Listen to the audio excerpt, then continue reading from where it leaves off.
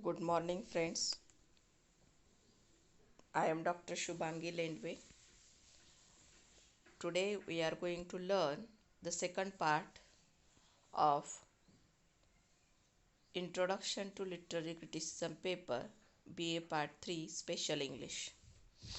Before this, we learn about what is the syllabus and what are the objectives of the Introduction to Literary Criticism paper. Here, this is the part 2 of module first, where we are going to learn what is the basic introduction to literary criticism.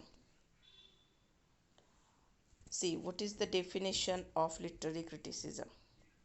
First of all, you must know what is the meaning of criticism. Criticism, in Marathi, we may call it as samiksha, टीका, टीकात्मक परीक्षण. Here, when you are going to learn in your paper Introduction to Literary Criticism, the first part you have to learn what is the nature of criticism in literature and what is the function of criticism in literature, how the literature is defined or criticized through the point of view of literary criticism.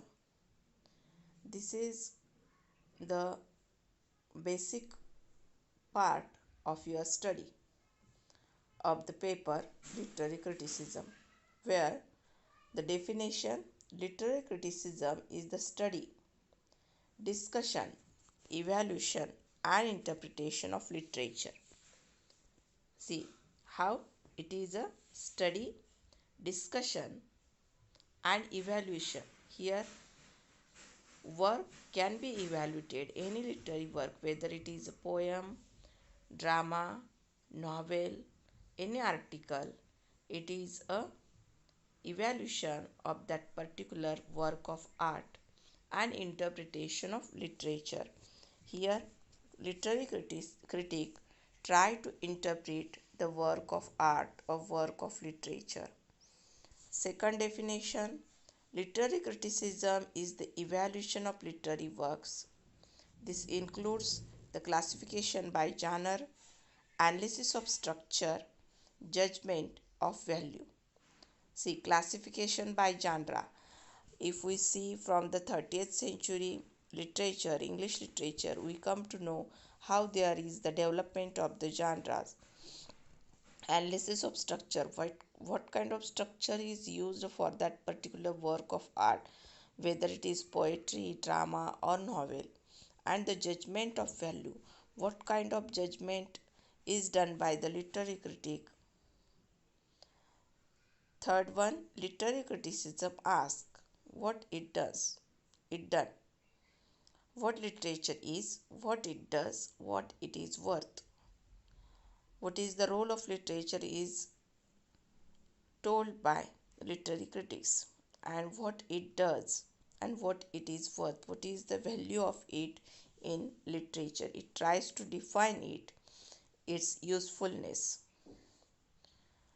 Next, literary criticism is the method used to interpret any given work of literature. The different scholars of literary criticism provide us with lenses which ultimately reveal important aspects of the literary work. There are different schools of literary criticism. In further studies, we are going to learn it. That is, it is a method. Criticism is a method where it is used to interpret any given work of literature. ह्यामध्ये आपण एखादं पुस्तक परीक्षण कसं करणं, एखाद्या पुस्तकाचे टीकात्मक परीक्षण कसं करणं, हे पहिला भाग ह्यामध्ये दिलेला आहे. So, the different schools of literary criticism provide us with lenses which ultimately reveal important aspects of the literary work. What is the necessity of analysis?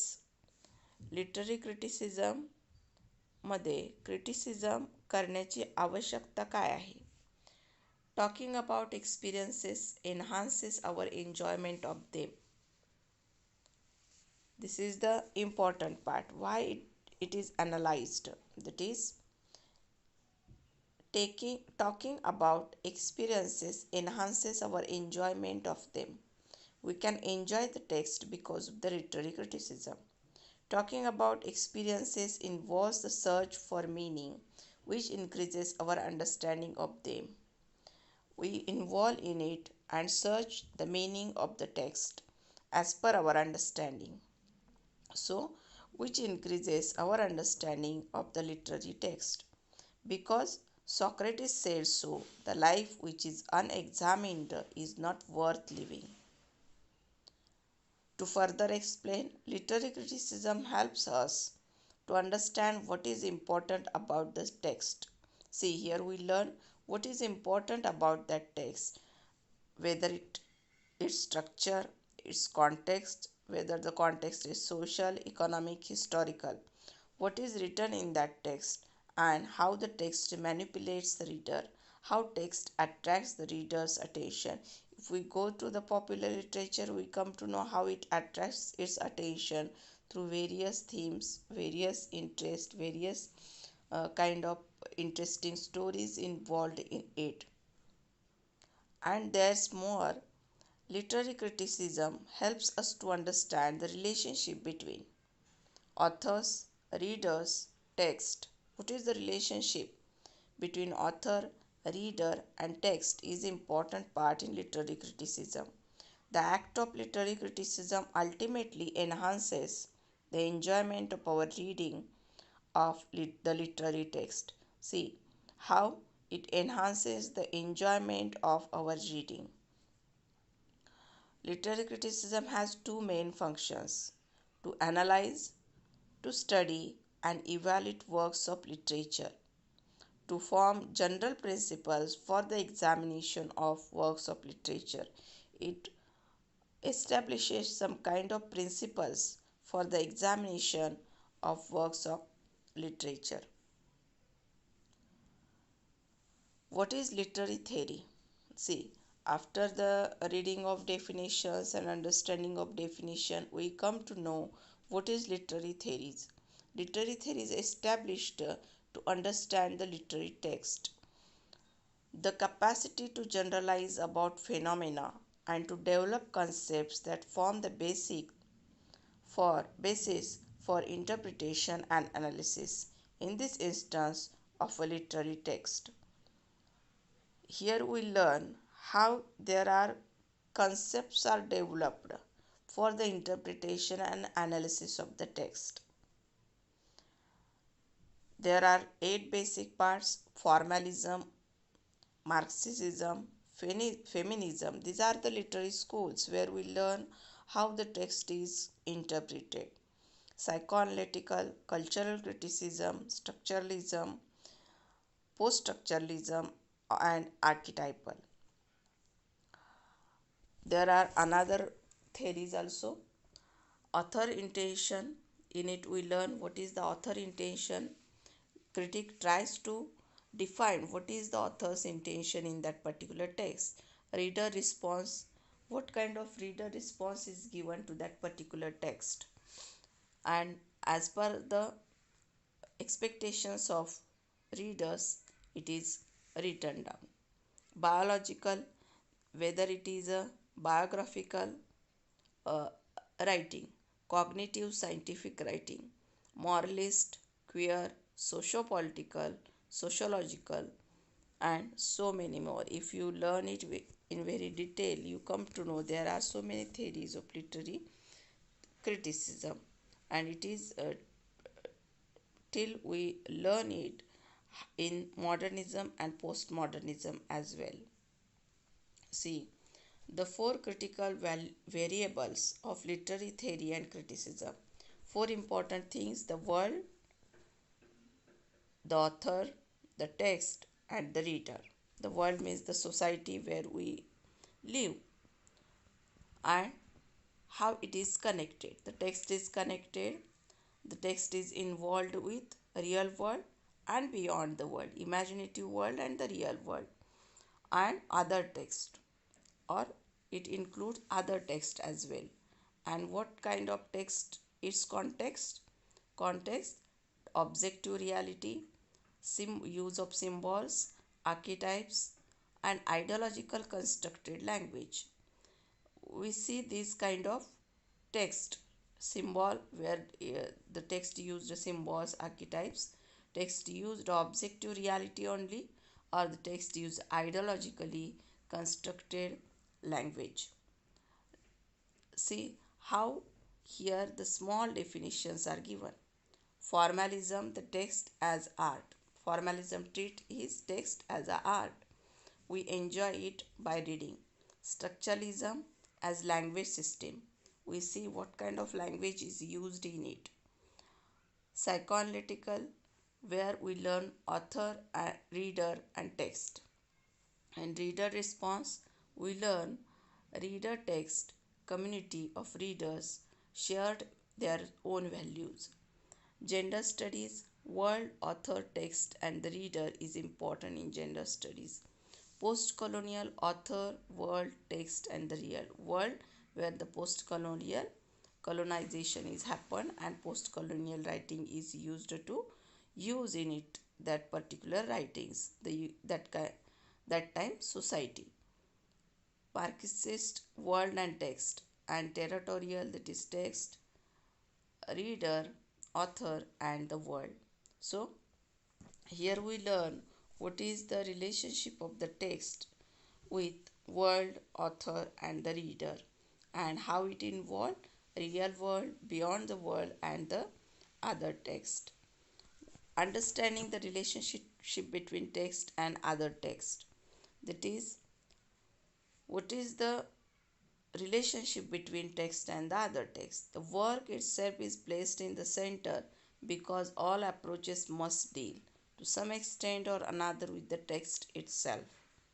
Informalism and deconstruction are placed here also because they deal primarily with the text and not with any of the outside considerations such as author, the real world, audience, or other literature.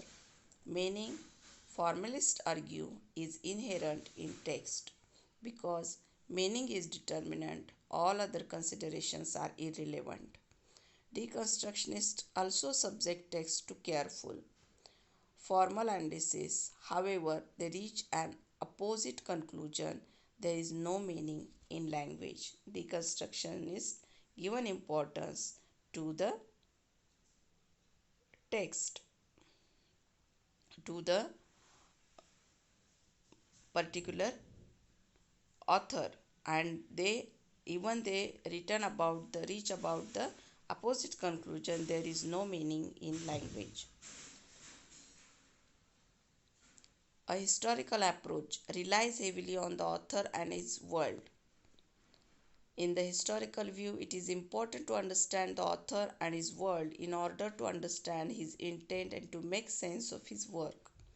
In this view, the work is informed by the author's beliefs, prejudices, time, and history, and to fully understand the work, we must understand the author and his age. See, in historical approach, आपण काय बघतो?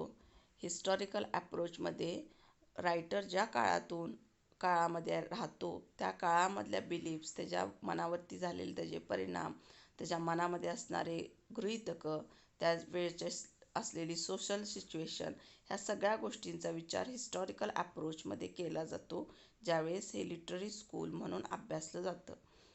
Next आहे, an intertextual approach is concerned with comparing the work in question to other literature to get a broader picture.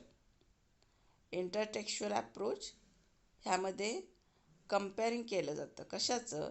The work in question to other literature. दुसऱ्या टेक्स्टचा काही त्यामध्ये अनुभव घेतलेला आहे का? Reader response is concerned with how the work is viewed by the audience. In this approach, the reader creates meaning, not the author of the work. Mimetic criticism seek to see how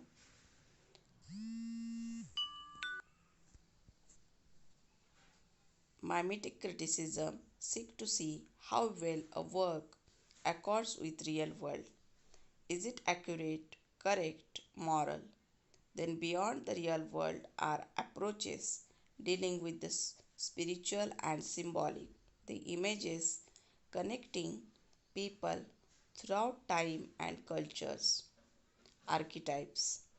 This is mimetic in a sense too, but the congruency looked for is not so much with the real world as with something beyond the real world, something tying in all the worlds, times, cultures inhabited by humans. So, in mimetic criticism, seeks to see how well a work accords with the real world. Is it accurate, correct, or moral? The psychological approach is placed outside these poles because it can fit in many places depending how it applied. Historical, if diagnosing the author himself; mimetic, if considering if characters are acting by real world standards and with recognizable psychological motivations; archetypal, when the idea of the UN collective unconscious is included; reader response, when the psychology of the reader, why he sees what he sees in the text, is examined. Likewise, feminist, minority, Marxist, and others such approaches may fit in. Historical, if the author's attitude are being examined in relation to his times, that is, was Shakespeare a feminist for his times, though he might not be considered so today. See, in feminist criticism, if we think the period of Shakespeare, whether he think about the feminist for his times. This is the part of the criticism where we learn how literary schools developed and literary theories developed as per the text changes from time to time. Mimetic. When asking how well characters accord with the real world, does a black character act like a black person would, or is he a stereotype? Are women being portrayed accurately? Does the work show a realistic economic picture of the world?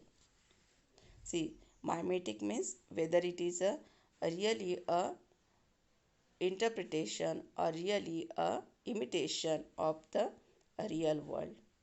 There are so many possible answers. That is, what does this literary work mean?